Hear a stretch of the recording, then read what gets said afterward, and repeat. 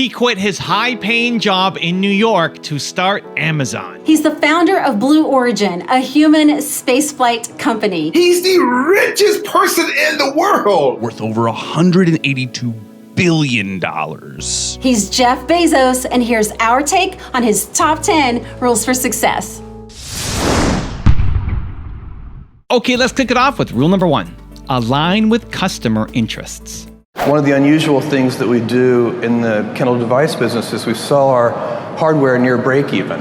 And so we make money when people use the device, not when they buy the device. And that is very aligning with customers. If I buy a device and I put it in my desk drawer and never use it, then Amazon doesn't deserve to make any money. Likewise, it causes us to have the right kinds of behaviors. So for example, if we're not making money when people buy the device, then we don't need people to be on the upgrade treadmill. We have people who are still using 5-year-old Kindle Ones, and we're perfectly happy about that. AWS is very similar because it's a pay-as-you-go service. We are not incented to get people to overbuy hardware, to operate at low utilization rates. Our point of view on this is if we can arrange things in such a way that our interests are aligned with our customers, then in the long term, that will work out really well for customers and it'll work out really well for Amazon. Rule number 2, harmonize life and work. My view is I don't even like the phrase work-life balance. I think it's misleading.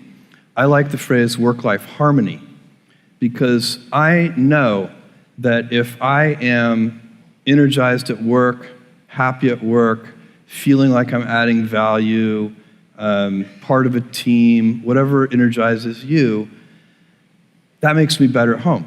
It makes me a better husband, a better father, and likewise, if I'm happy at home, it makes me a better employee, a better boss, all the things. It's not primarily about, there may be crunch periods where it's about the number of hours in the week, but that's not the real thing. Usually it's about, do you have energy? And is your work depriving you of energy, or is your work generating energy for you? And you know, there are people, everybody in this room knows people who fall into these two camps. You're in a meeting and the person comes in the room. Some people come into the meeting and they add energy to the meeting. Other people come into the meeting and the whole meeting just deflates. And those people just, they drain energy from the meeting. And you have to decide which of those kinds of people you're gonna be. Are you gonna add energy? And the same thing at home. And the same thing at home. And it's a wheel, it's a cycle, it's a flywheel, it's a circle, it's not a balance. Because a balance, that's why that metaphor is so dangerous, because it implies there's a strict trade-off. And you could be out of work, have all the time for your family in the world, but really depressed and demoralized about your work situation, and your family wouldn't want to be anywhere near you. They would wish you would take a vacation from them. And so it's not about the number of hours, not primarily. I suppose if you went crazy with 100 hours a week or something, yeah, that maybe there are limits, and they probably. But I've never had a problem. And I think it's because both sides of my life give me energy. And that's what I would recommend. And that's what I do recommend to interns and execs. Rule number 3, learn new skills. Why not stick to the knitting? So, and my point of view on sticking to the knitting is that it's not the right thing for most businesses to be that focused. It's true that you hone skills in a business. You learn to be really good at a few things, and you do want to extend out from those skills. But your customer needs change slowly over time, and you have to learn new skills on behalf of your customers. So basically, we had a bunch of readers as customers, people who love to read. And they didn't know it, our customers, they weren't asking directly, but basically they were saying to us, you're gonna have to learn a new skill. You're gonna have to stretch and learn how to manufacture hardware so that you can continue to serve me 10 years from now. That's what our customers were telling us.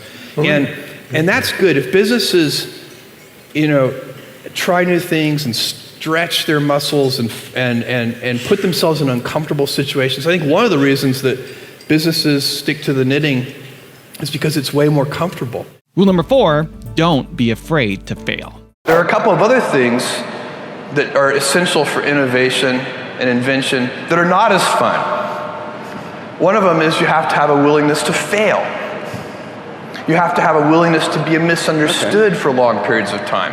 If you do something in a new way, and I don't care what it is, people are initially going to misunderstand it relative to the traditional way. And there'll be well-meaning critics who, genuinely want the best outcome, but they're worried about this new way.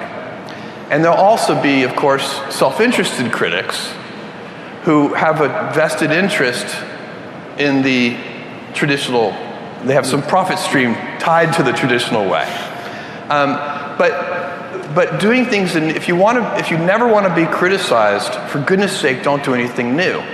So it's okay though, if you have a willingness to be misunderstood for long periods of time, if you have a willingness to fail, then what you can do is you can ramp up your rate of experimentation.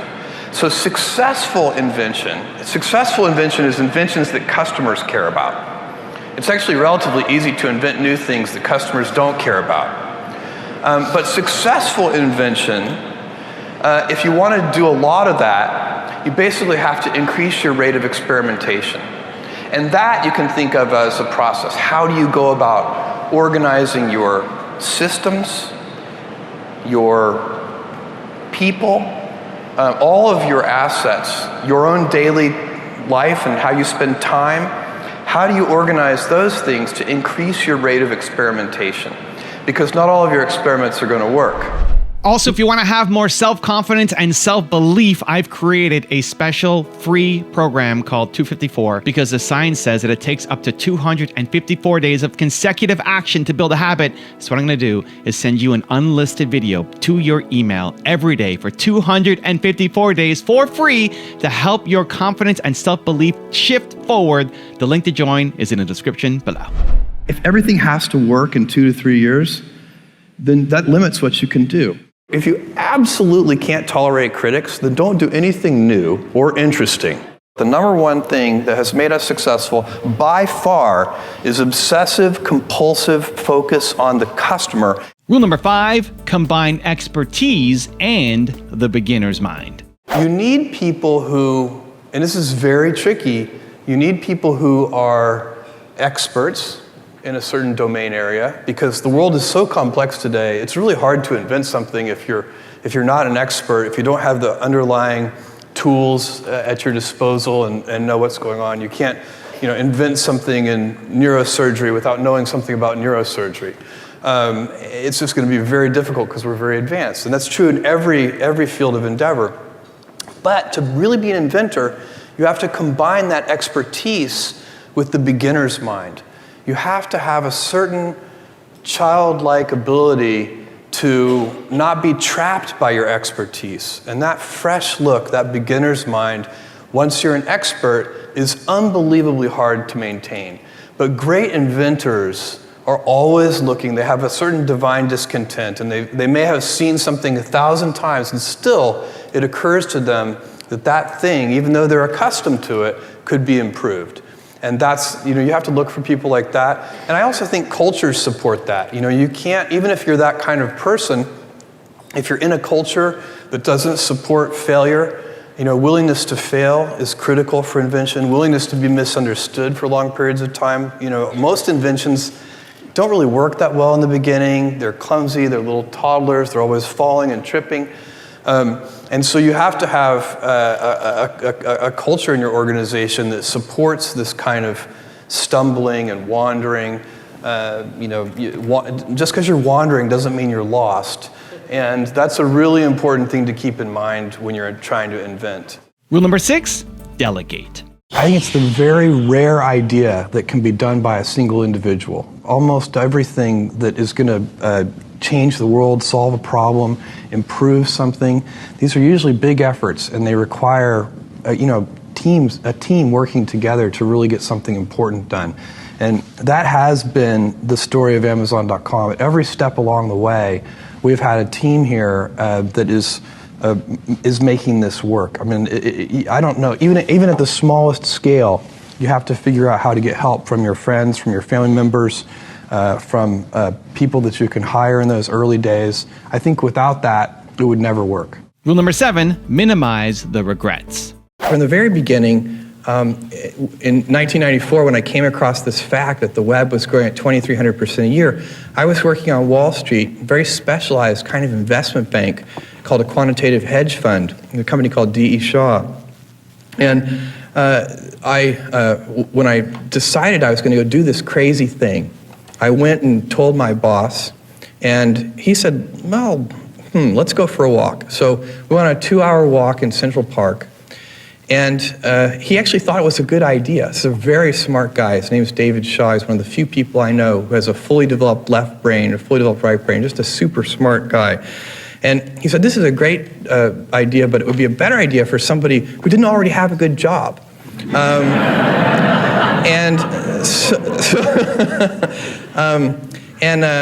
That was actually a compelling argument to me. And so I went away. He convinced me to think about it for 2 more days. And it was very hard to make that decision.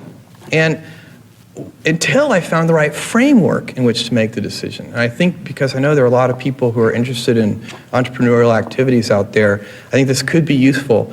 It's the right framework for me anyway to make the kind of decision was a regret minimization framework.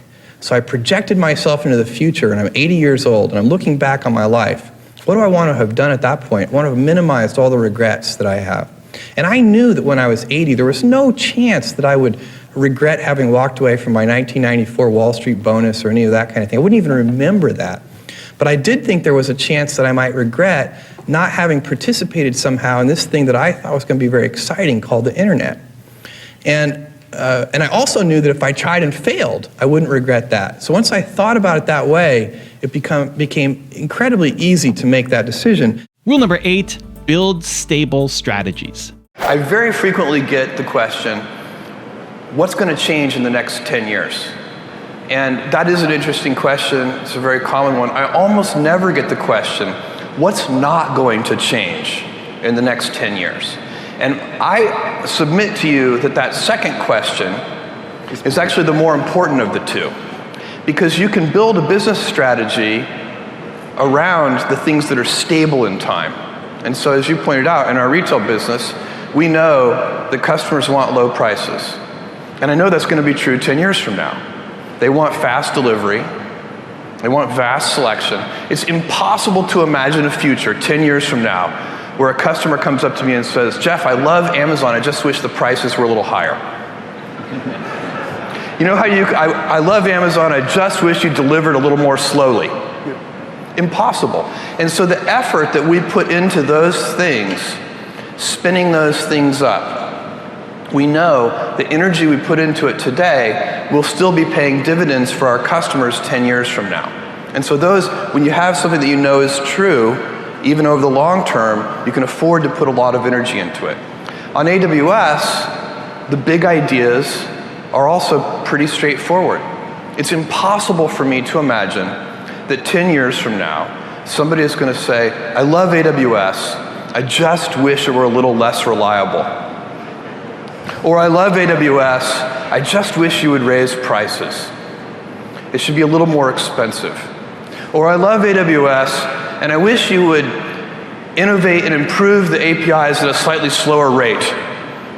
None of those things you can imagine. And so the big ideas in business are often very obvious, but it's very hard to maintain a firm grasp of the obvious at all times. But if you can do that, and continue to spin up those flywheels and put energy into those things, as we're doing with AWS, over time, you build a better and better service for your customers on the things that genuinely matter to them. Rule number 9, keep trying. As soon as you're doing something new, it's like being a toddler all over again. You get up, you fall down, you get up, you fall down, you get up, you fall down. And so businesses need to do that same thing. They need to remember that it's not that bad to fall down. And it doesn't hurt that much. When we try things like Amazon Web Services, we didn't know that was going to work. It has worked really well. But it's the kind of thing that if it hadn't worked, I always tell people, well, guess what? If something doesn't work, the day we stop doing it, all that will happen is our operating margins will improve. It won't be that bad. And companies get afraid. I think most companies get criticized for experiments that they tried that failed. But really, companies should be criticized for the omissions, the things they should have tried and didn't. And those almost always go unremarked. And rule number 10, the last one before a very special bonus clip, is have fun. One of the first times that I demoed recommendations live with a live website, I was speaking to a group of Wall Street analysts, and my number one personal recommendation, was the DVD called Slave Girls Beyond Infinity. And this is much less embarrassing, and you never know what you're going to get. I never know exactly what I'm going to get because it is live and it does change, from minute to minute. But I'm glad to see that today I've gotten, Apollo. And then I can see, of course, why was I recommended this? Because I bought Cosmos and Angle of Attack, and another book called Apollo.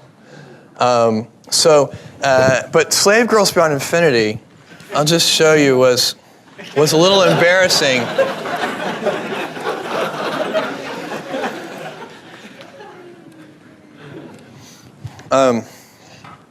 What happened to that laser pointer thing? Oh, here it is. Do not look directly into me. Okay. There it is, Slave Girls from Beyond Infinity. Let's go over here. This is pretty interesting. So you can buy this DVD with Assault of the Killer Bimbos. Buy together. It's only $19.96. All of that product clustering is done automatically, of course. You come down and you'll notice that customers who bought Slave Girls also bought Sorority Babes in the Slimeball Bolorama, and my personal favorite, Cannibal Women in the Avocado Jungle of Death. And there's this interesting thing here. We even know when things are part of a series. So we say, and also they bought DVDs from the Barbarian Queen series, so we can click through and look at the Barbarian Queen. And there's a customer review here. It says, for Lena Clarkson fans only. This is Barbarian Queen 2. This is not even Barbarian Queen. It's an incredibly bad film whose only redeeming feature is Lena Clarkson in and out of some skimpy outfits. She's completely gorgeous, but even she can't save a disaster of a film. Then here comes the great recommendation. Buy Deathstalker instead.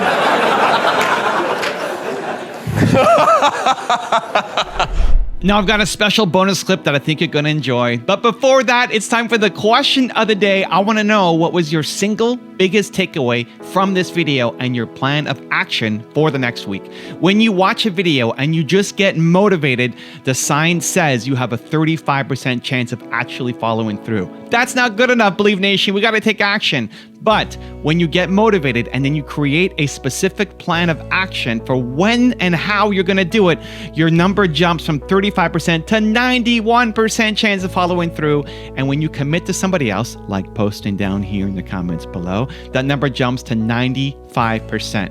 I want to know your single biggest takeaway from this video and your plan of action for the next week. Put it down in the comments below so you can follow through and I can celebrate you.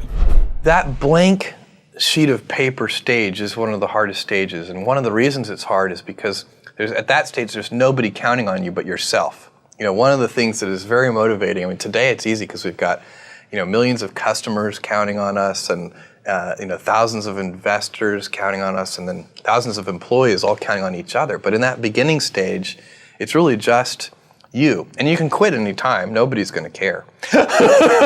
And so you set about doing the simple things first. So you want to start a company. Well, the first thing you do is you should write a business plan. And so I did that. I wrote about a 30-page business plan. I wrote a first draft. In fact, I wrote the first draft on the car trip from the East Coast to the West Coast. And that was that is very helpful. Now, the business plan won't survive its first encounters with reality. It will always be different. The reality will never be the plan. But the discipline of writing the plan forces you to think through some of the issues and to get sort of mentally comfortable in the space.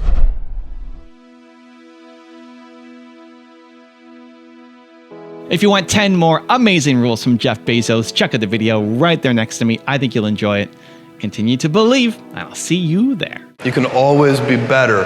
Customers have a divine discontent, and they teach you if you listen to customers. So we watch for that, and we see patterns, and we can find places where it's not working, something's going wrong.